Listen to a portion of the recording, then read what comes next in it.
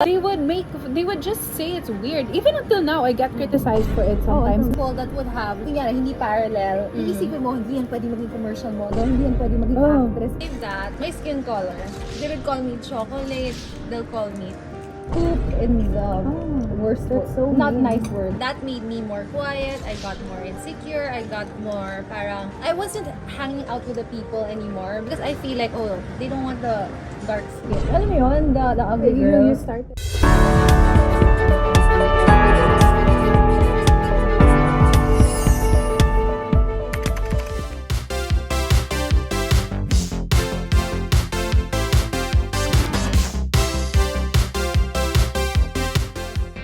We're going to Maura's Antipolo and we're going to talk about insecurities. First of all, we have to cheers! Cheers! We're in a really nice restaurant. I know, I'm so happy. And we want to feel great kasi in life, like, not everything goes our way, di ba? Tama. Oh, That's true. Kaya we should enjoy every bit of moments na we're enjoying. Anyway, let's narrate to motivate. Welcome everyone to the Brightside. And with me is the very beautiful Seham Daghlas! Hi, everyone. Today, we are with Seham Daghlas because, Yes. well, aside from the fact that she is from PBB Season10, just like me, we're actually good friends. Yes, when we see each other. When we see each other, it's like End this chat. we have to update Oo, everything. Pero it's a silent thing. Like, Yeah. I haven't really posted much of anything with you and me, pero Yeah. when you do go out, it's like we always have to, yeah. This is our moment together, and we thought of talking about insecurities. Yan, magandang topic yan. Insecure na tao ka ba? I believe I was before. You were. I was. You were. I was. You were. I was. But now I feel like I came to the point where I accept how I am. But there are days pa rin naman, of course, where I feel insecure. Because I'm human at the end of the day and I'm not perfect. How about you? Ako, I can't say na I am secure. Unang-una, nobody's ever secure. Like, we don't know what's gonna happen Yeah. next. Pero in terms of here, there's a lot. Really? There's a lot. But you're beautiful.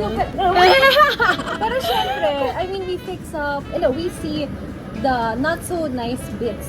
Because, like, notice me, I always wear long sleeves. I have eyeliner like this. It's a signature eyeliner that people are The questioning cat already. Yeah, the cat eyeliner. I remember you made a tutorial about it. But before I talk about my insecurities, let's talk about yours and how you're able to overcome it. Just identify them first. Like, Okay. para, look at Seham. Look at this beautiful face. She is on over Pi channel, by Oh the my way. gosh, And she yeah. has an upcoming show on TV5. Yes! Pero mamaya natin share yun. This beautiful girl, who by the way is not pure Filipina. What's your Yeah, name? I'm half Palestinian. So Arab. Look at Yeah. that beautiful Arab girl. So ang Arab ba? Arabs Bigger are yung more nila, bigger build. body size. And yeah, and the muscle build is just different. So Oh. my body is always a hot topic for people to Hot topic. Always get heavily criticized for, and also something that I criticize myself for before. And then also I have a condition with my eye where one is smaller than the other one. So if you notice, this one is smaller than my left eye, and it's also something that I really beat myself up for as a kid growing up. And sometimes when I look at it, I'm like, it looks so weird. But You were then, born with it? Yeah, I was Okay. born with. People like to bully me for it as well. But actually, the more that they bully me about it, the more I learn to love it. The more that I learn to show up for myself and defend myself ba. Be yourself ba? Because this is how God made me. You So can't be too perfect. yeah, there's no such thing as perfection. So Diba? this is like the thing that makes me human. Seham, of course, you say now you've overcome it. Pero when you were a Yeah. kid, how were you bullied by these other little children? They would just say it's weird. Even until now, I get criticized for it sometimes. It doesn't look like it functions well. Because sometimes on camera, so sometimes they would think that I have a glass eye, but it's a real eye, guys. It's just that. Ngayon na nag-register glass eye, so fake eye. Fake eye. Akala nila yung in-insert lang. Yeah. Yung in-insert lang. Because this eye is just Yeah. smaller. It's a little lazy than this eye. And when I don't sleep well, sobrang obvious niya. People that would have, kunyari, hindi parallel, iisipin mo, hindi yan pwede maging commercial model, hindi yan pwede maging actress. Pero, wow! Diba? Kaya, it should be a hindrance. Yun, I thought it would be something that would stop me from being in the showbiz career. But thankfully, it wasn't. Hindi naman, It didn't naman. With spicy vinegar. Sarap! ito na. To share po lahat yan. So, Check out the food of Maura's place. Mouth-watering for sure. it's like heaven. It's so Pero have you had like directors or like anyone say na, ano ba yan, yung ano? No. Wala naman, di ba? Wala naman. Oh. I've never experienced that pa. No one has addressed it in the industry, and they know that it was something that I was born with. Both you. Okay, since you gave that, my skin color. Really? I love your skin Really? color. Yeah. It's like one of the best things about you. I I promise. So, when I Totoo. was a kid, yung kasama ko sa mga school, puro tisay. Spanish or Chinese. Let's just say your skin's like porcelain. Why? You know what I mean? My skin is not perfect now, pero then it was a lot worse. No, my So, skin's not perfect. But it looks clear to me. I'm wearing makeup. for the makeup color, it's supposed to be the normal color, Yeah, diba? morena. Yeah. Pero kasi, we're in this place that pushes for, whitening, which I have no problems with that. Because I actually use whitening for the glow. But I Yeah. don't really aspire to be as white as Seham. Because I will never be. Genetics play a real big factor. And there's nothing wrong with whitening your skin. No, there's nothing wrong, Just yeah. the same as how people like to be tan and like to spray tan and fake tan. That's so normal. Unless it gets to the point where it's so different. They would laugh about me. The only thing they see is my smile. I was dark girl, diba? They would call me chocolate. They'll call me poop in the worst that's word. so Not mean. nice word. It made me feel na parang sunod-sunod na yun because I let them see na that made me more quiet. I got more insecure. I got more parang I wasn't hanging out with the people anymore because parang Yeah, I so get you. You know what I mean? Because of that, whenever we would have groups like school Settings. stuff, I would have no group mates. And I don't even volunteer to be part of anyone's group because I feel like, they don't want the dark skin. Alam mo yun? The ugly girl. You started seeing yourself That way. Because I believe them. I listen to them. That's why you shouldn't listen to anyone. My dad always reminds me kasi that's something that my dad always reminds me. He was like, you're not in competition with anyone and you're not trying to prove to anyone but yourself. You're living your life. Right. This is how you were made and you're beautiful. Like, no matter what anyone Say says. it. Yeah. And I don't get it. Like, what's the point? Ba't kailangan magturo? Ba't pa kailangan magsabi na pangit mo, ganito, ganyan? Like, okay. That's true. I don't know why. They may be insecure about something themselves, Yeah. so they want to make you feel insecure as well. So, nilalabas So, nila sa'yo. Yes, because Insecurity na. girl, if you're a secure person and if you're a decent person, you wouldn't even feel the need to point out someone's. Why is it like that? Or why are you like that? But parang ganito yung ganyan niya. And it's just like, why? How will that benefit you in any way to point that out? Yun, at the end of the day, we have to remind ourselves that sometimes these are people that are hiding behind the screen and they can't say it to your face. Keyboard warriors. True. The keyboard warriors. And right? that's when you start allowing their negative energy to come into you and Yeah. pollute your mindset and pollute how you see yourself. And you start to believe it. Yeah. That's why That's the worst, when you believe when you start to believe everything they say, you know it's not true. At first, you know it's not true, kaya na-hurt ka. And then suddenly, shoots, I believe maybe them so I much. am I'm like not comfortable with myself. Yeah. I don't want to be here because then you think, why was I born like this? it. The older you get, the more you realize not a big deal. Why is it such a big deal? Also, make you realize or make you look at yourself in a way na, maybe I could improve it, but I'm not doing it for them. I'm doing it for myself. me. I started going to the derma. Oh, that's good. So I cleared my skin.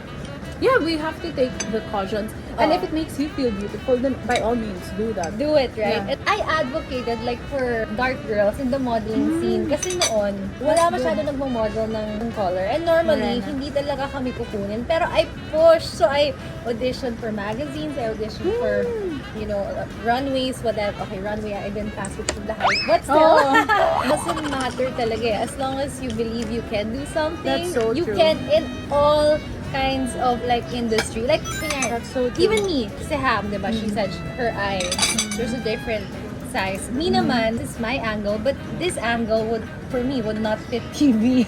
You have a specific side. Yeah. This is my side that I don't like. This is my side that I like. And that's also an insecurity I had. But then I learned to accept it na lang. You learned to accept it talaga? Kunyari may camera na pupunta na dito. I was like, Yeah, as much as possible. kunyari may Ganyan. camera dyan lang. Walang sense. Nandito nag-uusap para. Ganyan. Tama. Wala talagang Oh, wala choice. talaga. Sige na, Alex, sige na nga. Sure, perfect side first. Okay, that's our perfect Okay. side. Perfect side. And not so perfect side. Oh! Yan. Don't smile like this. Para sige. For me, it's bearable if I smile. Itching to travel? Have the perfect jam-packed trip planned out already, and all you have to do is to come. Fly to Japan, Bali, Sri Lanka, India, and the Philippines and get 10% off on all your travels. Use my code Karen10 on onelifeadventures.com.au and see the best parts of the world. This is inclusive of tickets, daily tours, tour guides, accommodations, and some food. Go use my code Karen10 and have an amazing adventure. What else? Do you have other insecurities? Maybe skills-wise, like I'm not the best dancer or singer. I feel like I'm a jack of all trades, but I'm not really a master. But I'm learning. I always do my best. How about you? So, in terms of talent, you're saying, Yeah. how did you get here sa Philippines? Well, I grew up abroad, and then the plan was always that I would come here to Philippines to study for college. And then I came to college. I graduated. I graduated in Iloilo with a civil engineering degree. Damn, and then, girl! Yeah. So it really Wait, took what are the jobs that you can possibly do with civil engineering? anything What except do you mean? medical. Even in business-wise, it's just there's a lot that you can do, but I haven't really pursued it because right after I graduated, I went to PBB. So I wasn't able to take my boards yet. So, if you took your Hopefully board soon. exam, you would have what? Tried out for what? Civil engineering. I would try to work in a company. Look at this girl, engineer! Yung Haven't had- engineer you build. You build Yeah. na ba?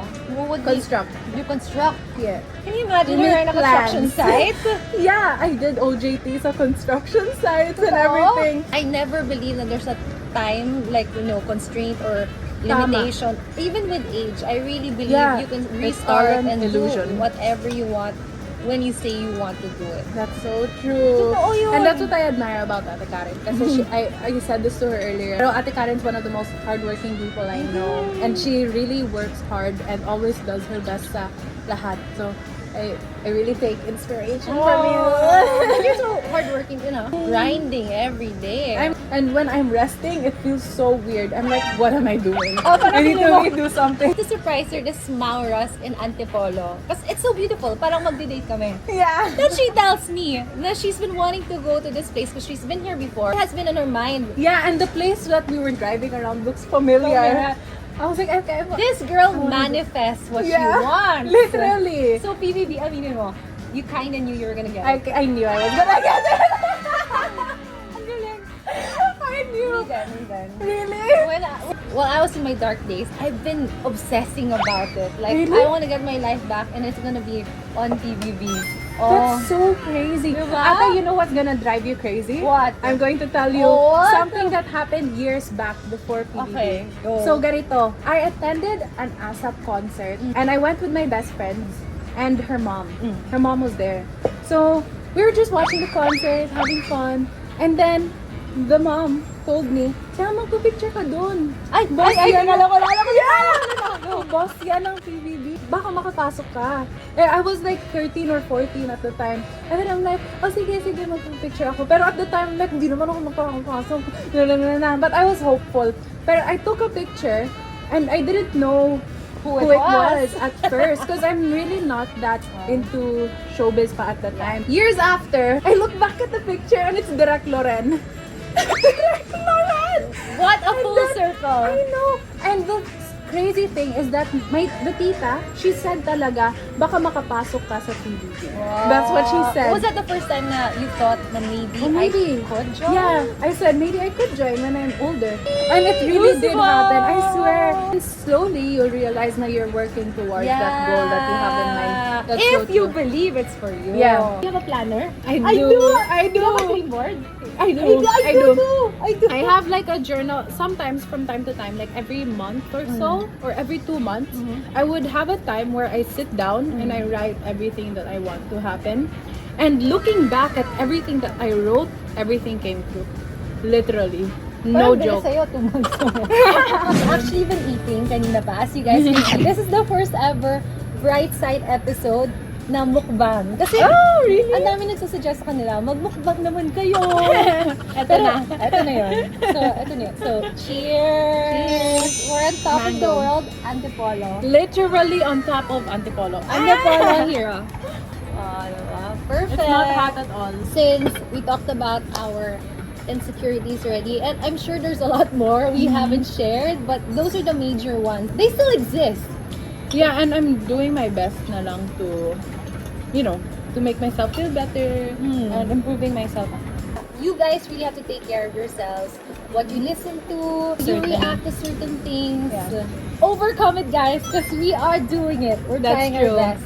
I hope you guys like, subscribe, and comment below. Plus, of course, follow Seham. Thank you. Yes, you can follow me on my social media at Seham Burger everywhere. And her new show. Oh, yeah! What's your new show? I'm so excited. My new show is on TV5. It's called Wow Mali. So I'm gonna be one of the pranksters sa Wow Mali. So abangan niyo ako dyan. Ako yung proud of Konyo you. girl. I'm so proud of Thank you. you. Thank you. And I really love you, ate. Because Ate Karen was always one of the people that believed in me ever since talaga. Ever since. Like even last year when I was going through it. She was going through things. She was there to always uplift me and always encourage me. And thank you for having me. TV5, babe. I mean, like, imagine mo yung ABS noon, di ba? Syempre, pag ABS-CBN ka. And a privilege. Pero ngayon, we get to venture out. Yeah, that's the cool You're the thing. first one from PBB to be on TV5. Really? Well, I'm not sure. Just kidding. Maybe. 2023 is looking amazing for you. And it's gonna get Yes. brighter lang. For all of us. On for the both of brighter us, side. for everyone out there. So don't forget to follow for more awesome stories on the bright side. See you guys! See ya! Welcome next week. Mwah! Love ya!